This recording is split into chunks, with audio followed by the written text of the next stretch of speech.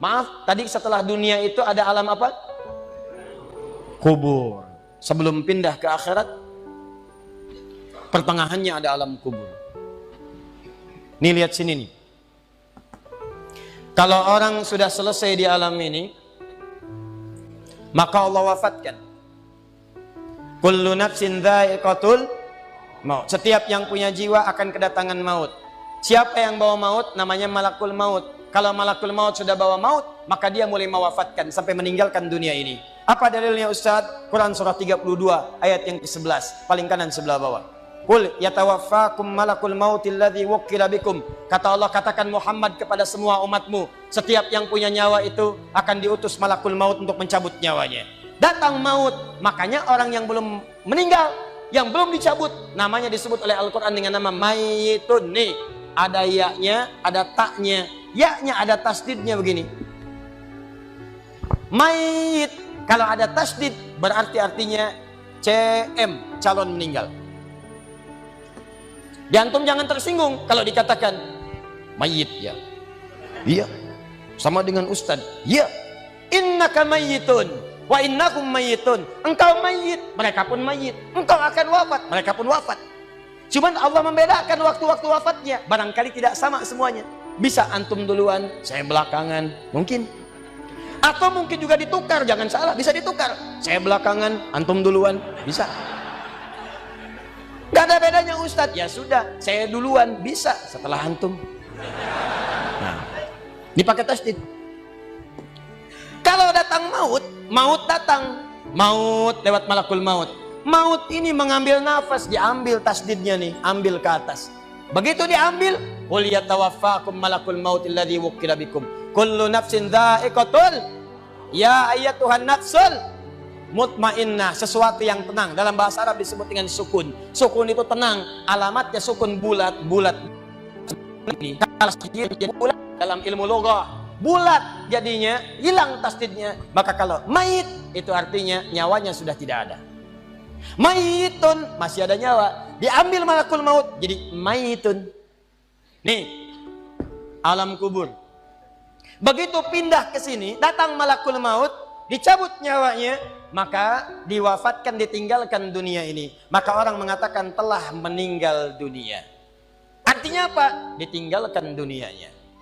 Lihat sini, fokus. Karena alam kubur beda sifatnya dengan dunia, lain tempatnya, lain keadaannya, maka lain pula bekalnya. Jangankan alam kubur, beda tempat di dunia saja sudah beda keadaannya. Anda orang Indonesia ingin datang ke Malaysia, kalau bekalnya tidak ada Anda bawa, tidak akan mungkin Anda bisa masuk. Apa di antara bekalnya? Ada paspor yang mesti distempel begitu masuk imigrasi. Pergi lebih jauh lagi, misalnya saya pengen ke Australia, maka Anda harus ngajukan untuk mendapatkan visa. Lebih jauh ke Amerika, visanya bisa lebih sulit lagi. Maka bagaimana dengan alam kubur yang sifat keadaannya beda dengan dunia? Makanya bekalnya pun tidak akan sama.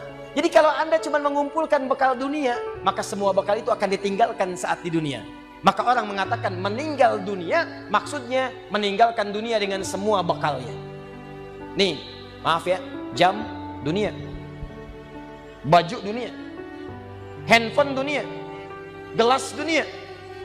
Jadi semua yang kita dapatkan di dunia, rumah yang luaskah, mobil yang mewahkah, pakaian yang glamourkah, kalau sudah meninggalkan semua alam dunia itu, maka hilanglah semua yang kita kenakan. Habis semua kita tinggalkan. Walaupun Anda koleksi yang bagus-bagus, tetap tidak akan pernah dibawa. Jangankan Anda, yang mengantarkan saja tidak akan menyertakan. Silahkan cek. Anda punya koleksi mobil paling bagus, apakah saat wafat dikuburkan dengan mobilnya? Tidak. Anda punya handphone paling mewah, kenangan tingkat tinggi. Di handphone itu suka dipakai bikin status tentang hadis, tentang ayat, tentang tafsir. Tiba-tiba ketika akan wafat, Anda wasiat kepada istri Anda tercinta. Mama, ini handphone kesayangan Papa, handphone bekal ibadah. Tolong kalau meninggal, kuburkan dengan handphonenya. Kalau Mama kangen, miss call aja. Mustahil. Tuh air, mereknya Bengkulu Fillah. Nikmat di dunia.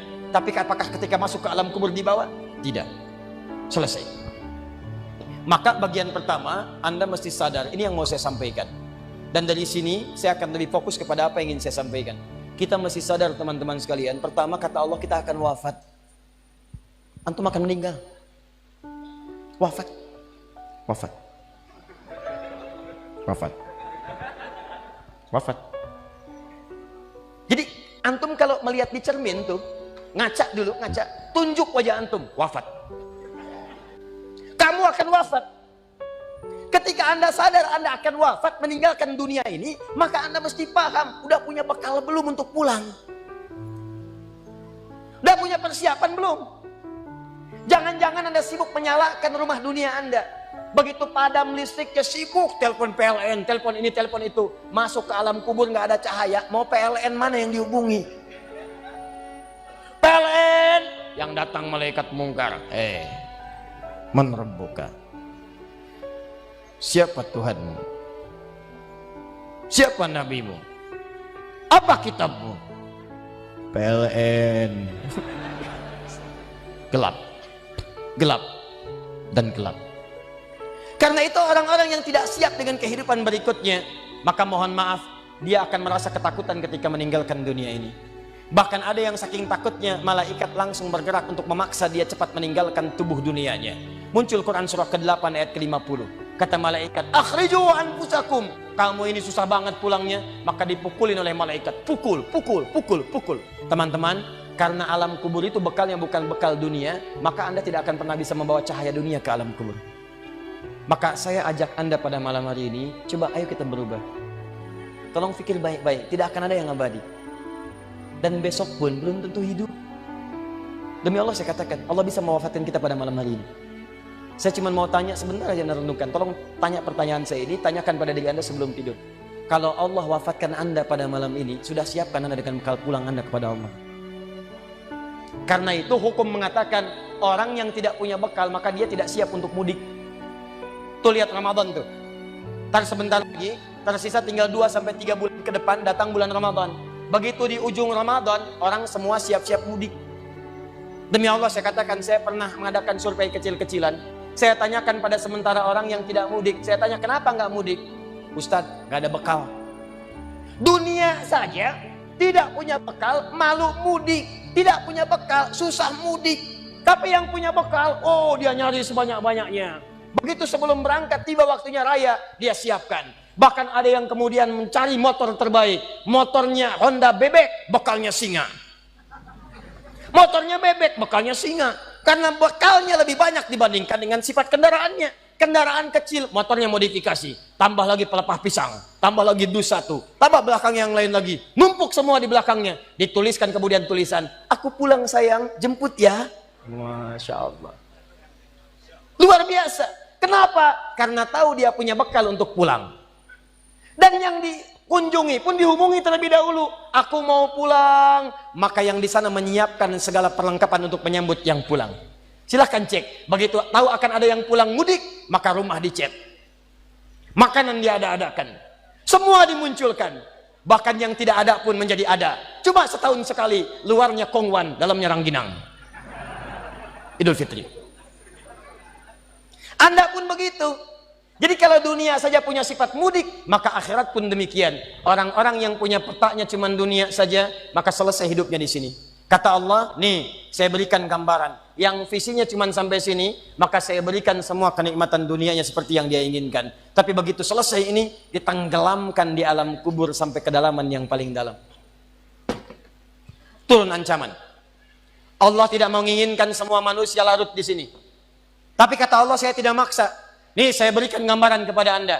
Kata Allah, turun surah Al-Humazah. Wailul likulli humazatin alladzi jama'a malahu wa yahsabu anna malahu akhlada. Kata Allah, hei yang terlampau sibuk dengan dunia. Suaminya sibuk cari harta, hitung lagi, hitung lagi, hitung lagi. Istrinya sibuk kumpul-kumpul dengan sesamanya, cuma membicarakan harta suami. Sosialita yang senang dengan kumpul-kumpul saja, tidak ada manfaatnya, cuman ngobrol, cuman gibah, cuma macam-macam. Makanya ketika menyebutkan kalimat saling celak, saling ngobrol, menggunakan tak marbutah. Tak marbutah menunjuk pada perempuan. Wailul likulli humazatil lumazah, pakai tak, sedangkan tak sifat menunjuk pada perempuan. Muslim laki-laki, kalau ingin jadikan perempuan tambah tak di ujungnya, muslimah. Mukmin laki-laki, perempuan mukminah. soim laki-laki, perempuan, wah itu dia. Sesuatu yang kokoh, kuat, berwibawa, mantap, punya tenaga. Makanya tanda-tanda laki-laki pun beda. Punya kumis, laki-laki berkumis, perempuan tidak. Punya wibawa, punya kata-kata yang kuat. Makanya kalau ada laki-laki suaranya sedikit gemulai saja, itu akan kehilangan sifat wibawanya.